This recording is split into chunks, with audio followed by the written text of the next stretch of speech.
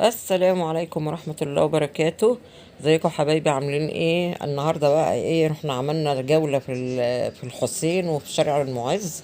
جولة هتعجبكم جدا جدا جدا في الاماكن اللي هي المناطق الاثرية. واغلب شارع المعز طبعا ما بيمشيش فيه عربيات ولا بيمشي فيه حاجة، اللي هو الممشى يعني للبشر بس. شفتوا المشربيات اللي فوق ديت؟ دي كان تقريبا بقايا مدرسة، مش عارفة مدرسة قمبيز حاجة زي كده، أنا مش عارفة، نسيت الاسم يعني. المشربيات دي. وبصوا هي الأماكن دي اللي هي الأثرية العتيقة بقى، اللي هي من الزمن الجميل، من مئات السنين يعني. شايفين المنظر، المباني جميلة يعني بتخليكم ترجعوا كده بالتاريخ، تعيشوا مثلا ايه في العشرينات وكده في القرون اللي هي اللي فاتت دي. شايفين المشربيات جميلة ازاي؟ شايفين المبنى حلو ازاي؟ وطبعا كلها بازارات بقى يعني هنا. شارع المعز ده كله بازارات. شايفين دي اسمها مشربية؟ شايفين شكل الجمال؟ شايفين الجمال؟ شايفين؟ دي بقى اللي هي القاهرة الفاطمية بتاعت اللي احنا درسناها في التاريخ زمان. وهنا قدامنا برضو اخر الشارع كده سيدنا الحسين. طبعا كل المنطقه دي عباره عن سبيل، مثلا يقول سبيل مش عارفه مين سبيل كده يعني. ده سبيل برضو اهو. شايفين ده شارع بيطلعك على الحسين الناحيه التانية. يعني المدخل ده اللي هو على الشمال، تدخلي فيه يطلعك على الحسين عند القهاوي، عند قهوة الفيشاوي وكده. كل الشارع بقى ده كانت جولة جميلة جدا جدا. واستمتعنا. والناس طبعا كلها كانت مبسوطة وفرحانة، وطبعا الشارع زي ما انتم شايفين الزحمة كده. ده كان يوم الجمعة. والله جولة جميلة، وتحسوا ان انتوا عايشين في زمن غير الزمن اللي انتوا فيه. يعني لما تمشوا في الاماكن الاثرية دي، تحسوا ان انتوا عايشين في حقبة زمنية من اللي هي القديمة قديمة قديمة يعني. من يعني اقول لكم ايه، ده بتاع العيش طب. ده بتاع العيش. هنا بقى المسجد ده، بيدخلوه يعني، بيقطعوا تذاكر الفرد ب20 جنيه، وبيدخلوا يصوروا جوه. دي مدرسة، بس هتيجي اسمها دلوقتي. مدرسة اللي هي على اليمين دي. وهنا ده بقى الراجل ده عنده بقى حاجات أثرية. الأول ما اخترعوا التليفونات، الآلة الكاتبة، فاكرين يا ولاد الآلة الكاتبة دي؟ آلات كاتبة هي شايفينها، الآلة الكاتبة بتاعت زمان قبل بقى الكمبيوتر، وقبل النت، وقبل شغل ده اللي هو اسمه إيه، التلغراف، اللي هو اللي فوق الاتنين دول التلغراف. شايفين الجرن ده، الخشب ده بتاع زمان. ده طبعا حاجات أثرية دي. وهنا الكاميرات، دول كاميرات اهي. وتليفون قديم جدا. شايفين التليفون اللي هو كانوا يمسكوه يحطوا على بقهم كده ويتكلموا. ودي فتحات نحاس، فتحات ازايز نحاس. شايفين؟ وعليهم بقى اشكال بقى بالفرعوني يعني. اهم شايفين التليفونات دي بتاعت زمان زمان زمان جدا يعني.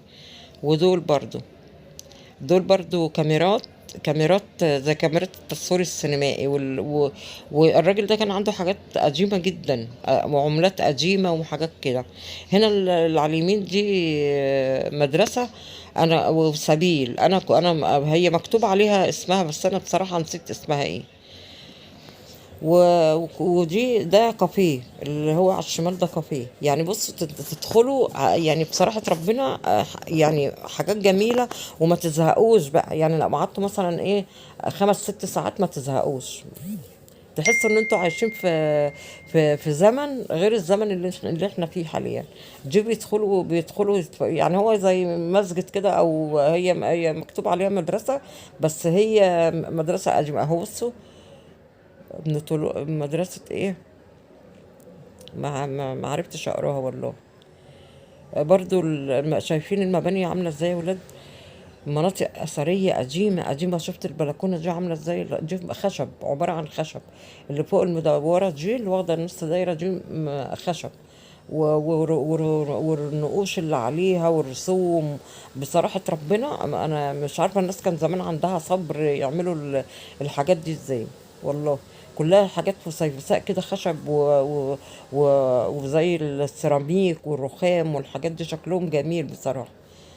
ودي برضو عبارة عن مسجد برضو، مش عارفة كان مكتوب عليها بقايا مدرسة ايه كده، اللي هو المبنى ده اللي على الشمال كان مكتوب عليه بقايا مدرسة حاجة كده، اللي هي الأسامي بتاعت زمان، اللي يقولك قمبيز وخشت ومش عارفة ايه حاجات كده. اهي دي بقايا مدرسة اللي هي على الشمال. وده بقية المسجد اللي هو اللي فات اللي بقول لكم ده، بيدخلوه يعني برسم دخول 20 جنيه الفرد. شايفين المنظر يا ولاد؟ ده شارع المعز. تروحوا بقى هناك بقى تلاقي الناس اللي هم السودانيين، الحريم اللي هم بتاع السودان قاعدين بيرسموا حنة، يعني بيرسموا لكم حنة طبعا بفلوس يعني. وبصوا المنظر جميل جميل، وما ما شاء الله. كان في عرب كتير وكان في أجانب كتير من جميع الجنسيات، أغلبهم من ألمان وكان في يابانيين. هيجوا برضو في التصوير، يعني أنا حاولت إن أنا إيه أتلاشى. وده بقى بتاع العصير ده سوري، بص شكله جميل إزاي. سوري بيبيع، مش بيبيع رقصوص، بيبيع توت بري اهو. وطعمه جميل، انا جبت منه طعمه جميل جدا اهو. شايفينه شكله جميل ازاي؟ ده سوري مش مصري. وشايفين بقى الناس اللي هم دول، دي الست السودانية هي اللي بترسم الحنة. شايفين اللي واقفين دول لابسين لبس حسب الله وعبد العال ورايا وسكينة بيتصوروا. دول اللي واقفين دول. يعني هتروحوا تستمتعوا بحاجات، بالأجواء هناك جميلة.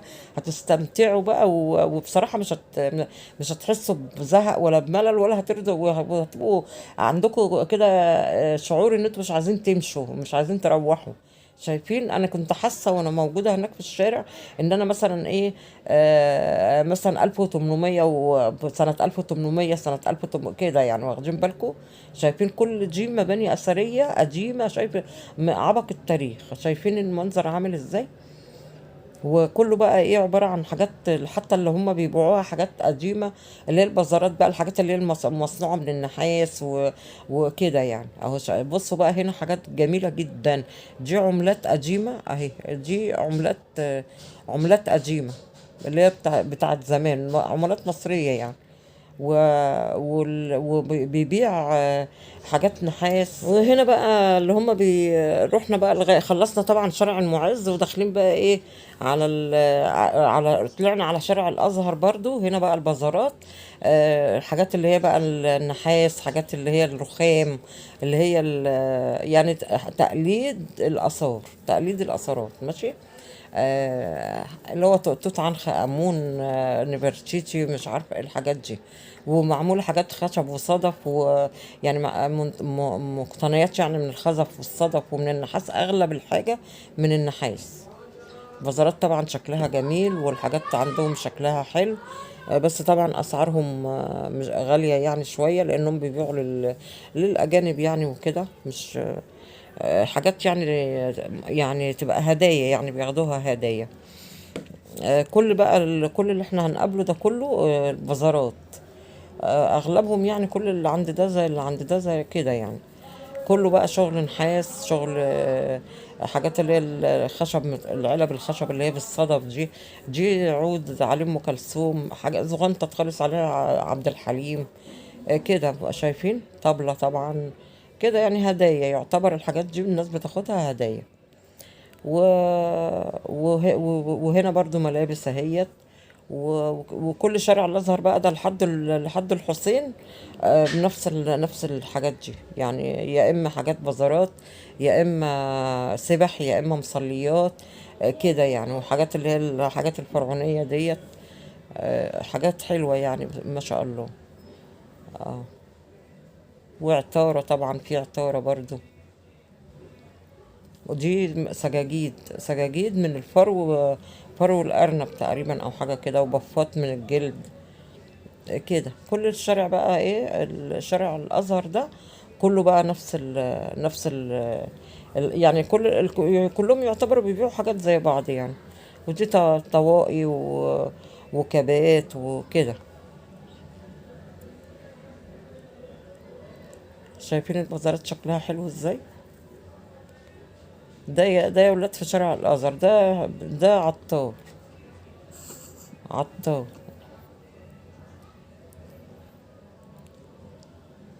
والاجانب كانوا كتير قوي، دول الالمان على فكره اللي كانوا ماشيين دول، عشان كانوا بيتكلموا بالخاء كده اللي هما بيقعدوا يتكلموا كده. ودول يابانيين اللي ماشيين، البنت والولد دول اللي شايل الشنطة دول يابانيين. ودي سجاجيد، سجاجيد هاند ميد اللي هي على الشمال دي.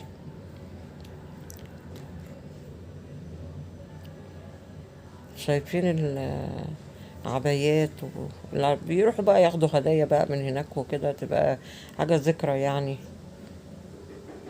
اللي هي العبايات العربي دي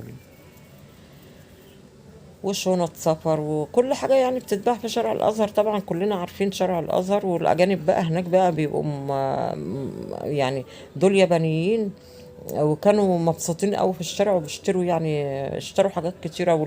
اللي هم الألمان كانوا اليابانيين والألمان كتير. بس بقى ايه، قربنا نخلص الشارع الازهر اهو. وبرضه الشارع الازهر، شارع الازهر ده ما بيمشيش فيه عربيات ولا حاجه يعني، مشاه بس. وده بازار برضه، وفي بقى مصاحف وحامل الحامل اللي هو بتحط عليه المصحف ولانجري يعني في كل حاجه بصراحه. وشارع جميل. والاجانب بقى اكتر من المصريين فيه. ليه؟ هم شايفين كل دول اجانب، لانهم بيشتروا الحاجات اللي هي البازارات اللي هي الاثار. بياخدوها هدايا طبعا، بياخدوها هدايا. والشارع جميل والله. يعني تعتبر فسحة حلوة يعني، ما تروحوا تقضوا يوم كده. احنا طبعا كان يوم الجمعة، وانتوا عارفين يوم الجمعة الصلاة في الحسين وتكملوا بقى بقية اليوم زي ما انتوا شايفين كده، حاجات جميلة اهي. آه، وده جوز الهند اللي فات ده جوز الهند. وده السبح طبعا وكده يعني. ده بقى ايه، شارع المعز بس الجهة التانية. شارع المعز بس الناحية التانية. نروح بقى ايه، ناخدكم معانا جولة كده على الحسين. انا عجبني قوي اللي هي المباني القديمة والمشربيات دي جميلة جدا جدا جدا. عجباني قوي المشربيات دي. ده المبنى دوت تبع الازهر. المبنى اللي عدى ده تبع الازهر. أو كل الشارع كده وحاجات نحاس وشايفين صواني النحاس دي جميلة قوي. وطبعا غالية جدا طبعا، لأنها بتتباع يعني. النحاس غالي طبعا زي ما انتوا عارفين. و... وهنا بقى في حاجات زي التماثيل بقى، اللي هي مثلا ايه، زرافة. شايفين الزرافة نحاس جميلة ازاي فوق اهي. وأسد اهو. وحصان و... وزرافة تاني. يعني حاجات جميلة. وغزلان وفيل. شايفين الفيل جميل ازاي. شوفوا الغزالة حلوة ازاي، نحاس. كل الحاجات دي نحاس. كل دي نحاس. والفيل برضو، الفيل جميل قوي. شايفين. والاسد.